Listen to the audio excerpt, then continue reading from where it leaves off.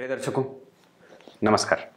एक बार फिर से उपस्थित हूं आप सबके सामने शनिवार के कार्यक्रम में विश्लेषण जन्म कुंडली का। इस कार्यक्रम के अंतर्गत पिछली जन्म कुंडली के लग्न और नवमांश और दशमांश कुंडली के साथ उपस्थित हूं। कहीं नहीं जाना है, बिल्कुल बन के रहिएगा। एक बात बताऊं, एक बड़ी गंभीर बात बताता हूं। आज ही बता दूं या कल बताऊंगा? कल बताऊंगा। शुरू करते हैं आज का कार्यक्रम। लग्न, नवांश और दशमांश कुंडली का एक साथ तुलनात्मक अध्ययन।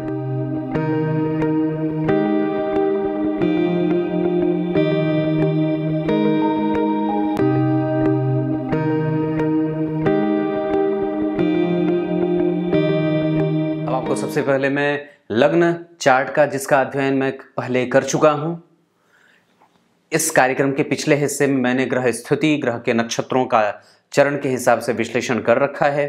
आप जा करके इस कार्यक्रम के पिछले वाले हिस्से को देख सकते हैं।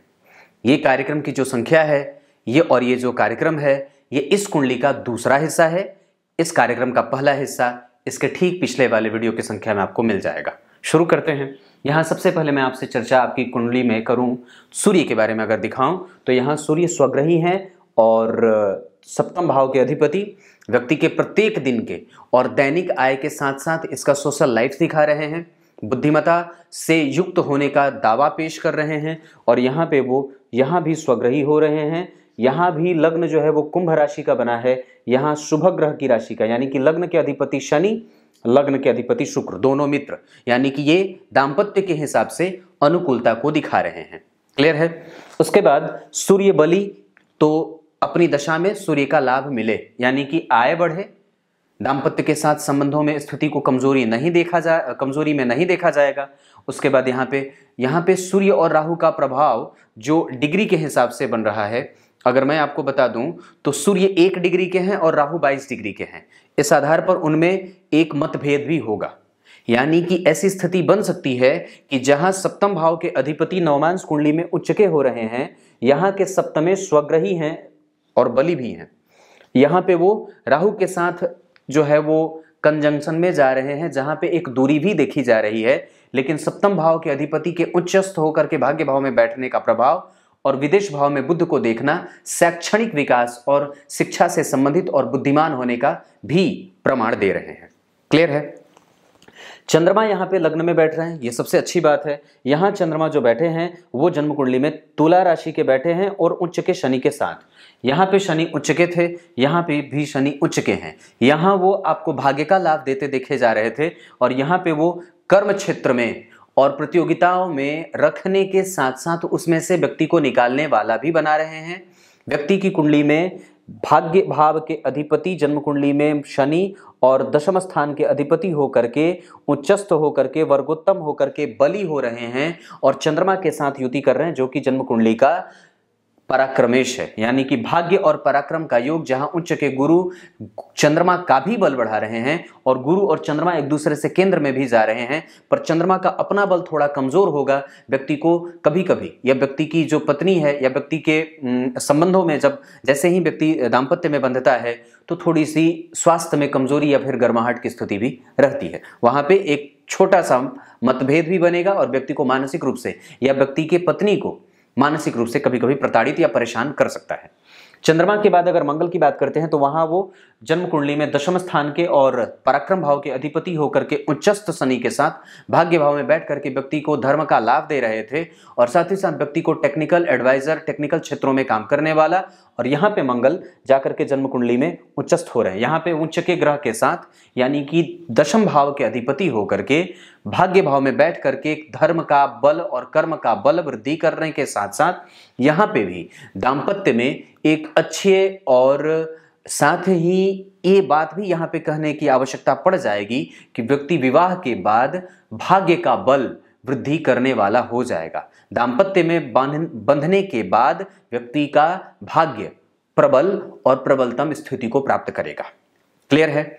मंगल की चौथी दृष्टि यहां पड़ेगी बुध पे। ऐसी स्थिति में यह मैंने बात बताई कि व्यक्ति सार्वभौमिक गुणों को रखने वाला और श्रेष्ठतम स्थिति में प्राप्त करके अपने से दूर भी जाकर के अगर विवाह करना चाहे तो बिल्कुल कर सकता है। सप्तम स्थान में पापक ग्रह की राशि और वो उच्चस्थ होकर के जन्म कुंडली में गुरु और मंगल दोनों उच्चस्थ होकर के बैठे हैं। ऐसी स्थिति में और गुरु का लाभ जन्म कुंडली के सप्तम भाव को मिलेगा। ये इनके मित्र की राशि और यहाँ का अधिपति भी उच्च का है, ये स्थिति अच्छी है, मतलब दाम्पत्य कहीं से भी कमजोर मैं नहीं देख रहा।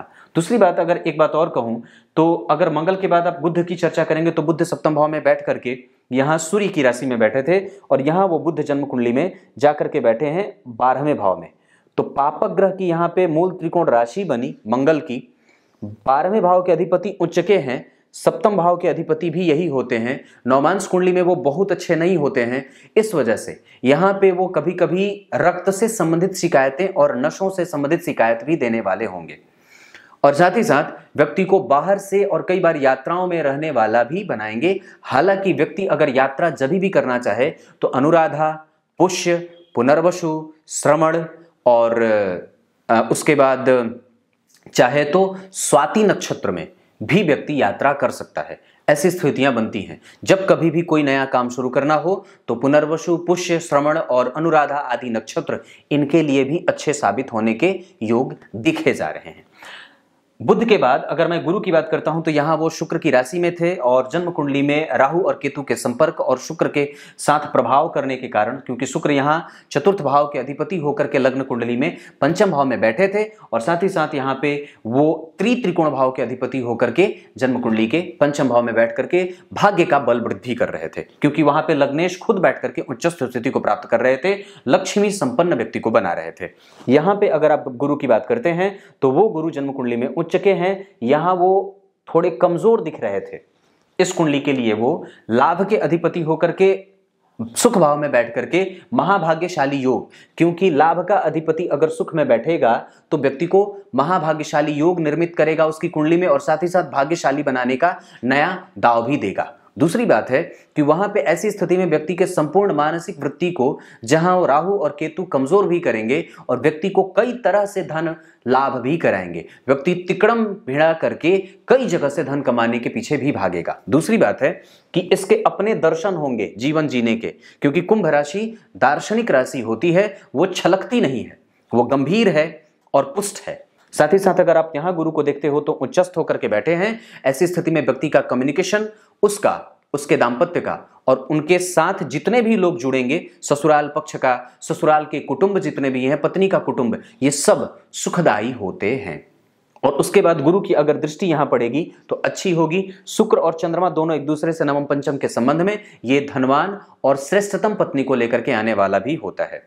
मंगल की राशि बन रही है जन्म कुंडली के सप्तम भाव में जो उच्चस्थ होकर के बैठा है। पत्नी साहसिक और टेक्निकल क्षेत्रों में काम करने वाली आती हैं। हो सकता है कि जन्म कुंडली में अगर यहाँ पे शुभ ग्रह की राशि बनी, यहाँ के अधिपति जन्म कुंडली में दूसरे भाव में जा रहे हैं, शुभ ग्रह की राशि बनी है, शुभ ग्रह यहाँ शुक्र बैठे हैं, तो ऐसी स्थिति में पत्नी सुंदर मिलने के योग भी देख रहे हैं। दूसरी बात है, सप्तम भाव के अधिपति के ऊपर जरा गौर करिएगा, या सप्तम भाव के ऊपर गुरु का प्रभाव है। ऐसी स्थिति में पत्नी समाज सेविका, सामाजिक क्षेत्रों में काम करने वाली, उच्च वर्ग से आने वाली और श्रेष्ठतम स्थितियों को प्राप्त कराने वाली, जीवन में सही मार्ग दिखाने वाली आती हैं।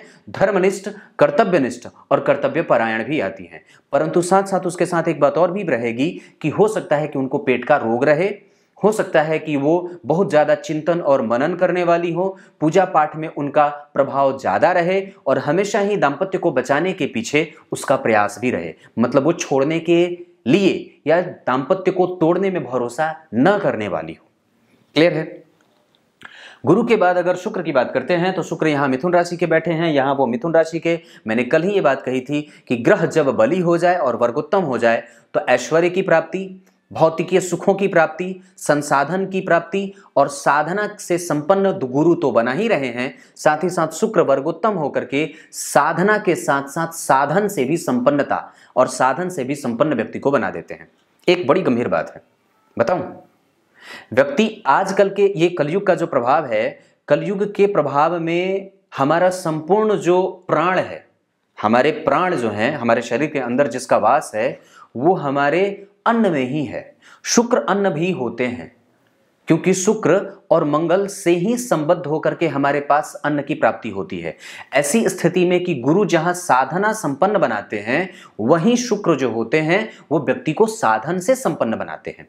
अगर दोनों ही चीजों का समावेश जीवन में हो रहा है या कुंडली में अगर ये दोनों ग्रह मजबूत और उच्चतम स्थिति को प्राप्त कर रहे हैं, तो व्यक्ति साधन और साधना दोनों से ही संपन्नता की स्थिति में जाता है। ये अच्छी स्थिति है और ये कुंडली को निरंतर ऊंचाइयों पे ले जाकर के स्थापित करने वाला बना रहा है। दो तीन बात और भी बताता हूं। हमारे जीवन में ग्रहों का महत्व इतना ज्यादा है कि आप विचार नहीं कर सकते। आप अपने आप को कभी भी कबूतर ना बनाना। कबूतर अपने जीवन में आने वाली समस्या को देखना नहीं चाहता। मेरे बगल में एक भैया रहते हैं, वो बात कहते हैं कि बाज की दृष्टि बड़ी मजबूत होती है, पर उससे भी ज्यादा कबूतर की दृष्टि मजबूत होती है।